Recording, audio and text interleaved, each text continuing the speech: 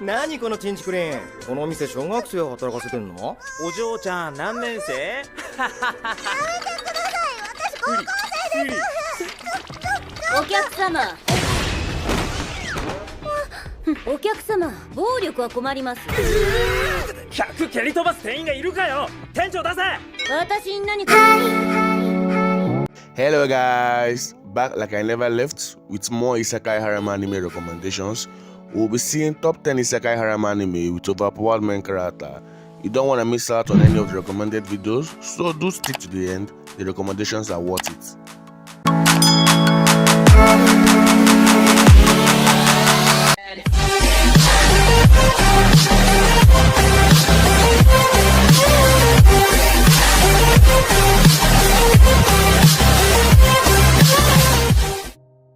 We'll be kicking off the list with number 10, Trapped in a Dating Sim. The name gives out the series. A man is forced to play a game at the cost of his sleep and hunger. After days of grinding, he finally completes the game, and on his way out to a convenience store to get a meal, he falls, and on waking up, he realizes he has been reincarnated into the very game he hates so much as Leon for Baffert. He has to use his knowledge of the game to keep himself safe as the odds are all against him. Number 9, we have The Executioner and Her Way of Life. This anime is cringy. I respect those who try to keep the society in order, just that I don't share values in their methods of approach. Our MC Menua is a priestess who tries to cleanse the community of people with evil nature and bad intention. She goes around finding the lost ones, and if she discovers evil within the person, and if the ability will destroy mankind, she kills them off so as to protect the future. A must watch. Number 8, How a Realist Hero Rebuilt the Kingdom. I already did a summary on this earlier. Our MC Kazuya Sama is summoned as a hero out of nowhere. He is transported to the kingdom of Eldraine. He is to assist them in the ongoing war with the demon army, which has destabilized their nation. He decides not just to help them with the war, but with the economy as well. He takes up an administrative role. A must watch. Number 7, we have the strongest sage with the weakest crest. In this anime, mages are known with 4 major crests. Gaius, a man who is considered to have reached the pinnacle of his potential, which earned him the title the world's strongest sage. He desires another crest, but he knows it's impossible and decides to reincarnate into the future so as to alter his crest. Years later, he is reborn as Matthias, and he successfully obtained the crest he so much desired. However, in this age and time, the crest is referred to as the weakest crest, even refers to as the crest of failure. Nevertheless, he proves how much powerful any crest can be, and that the crest depends on the user to be as powerful as it is.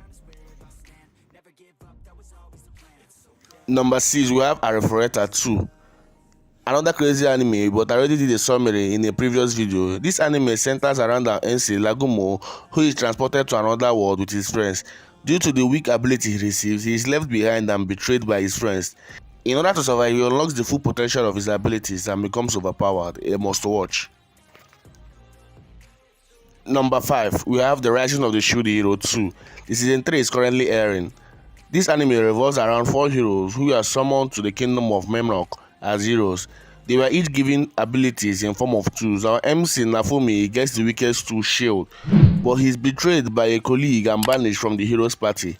He goes on a journey of self-discovery where he then gets overpowered and becomes a pinnacle to the kingdom of Memnock.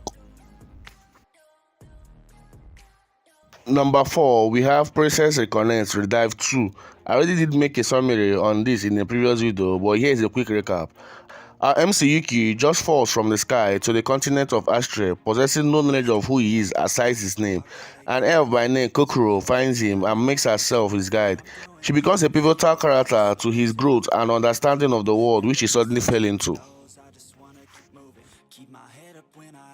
Number 3, How Not to Summon a Demon Lord 2. Our MC Takumo Sakamoto is a boss in the game Cross River and is referred to as the Demon King Diablo, having unmatched abilities and rare artifacts.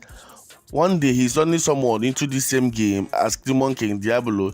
He is greeted by 2 girls who summoned him to their world, an elf and a pantheria. They try to enslave him, but instead they get enslaved themselves. He decides to go on a journey to enslave them. A must watch. Number 2, the greatest demon lord is reborn as a typical nobody. I already did a summary on this, but here's a quick recap. Vivatos, having reached the pinnacle of magical powers, he decides to weaken himself and reincarnate into the future. On awakening, after years, he's disappointed to see he is still overpowered in this era, and his dreams of being ordinary shatter so as to make friends a must-watch. Finally, number 1, The Last Summoner. Our MC is a young and talented cook who encounters a girl who was famished and then suddenly pops up in his kitchen. This encounter changes his life forever. The girl sees him as her master, but however, he is uninterested and tries to push her away. But incidentally, he ends up being a summoner by accident, and at that point, there is no turning back anymore. A must watch. I hope you enjoyed the video, and if you did, please do click the videos on the screen, and I'll see you over there. Arigato. Don't forget to subscribe. Working hella hard until I get just what I want, yeah. Rises like the sun, yeah. Fatal like a gun. Shooters gonna shoot.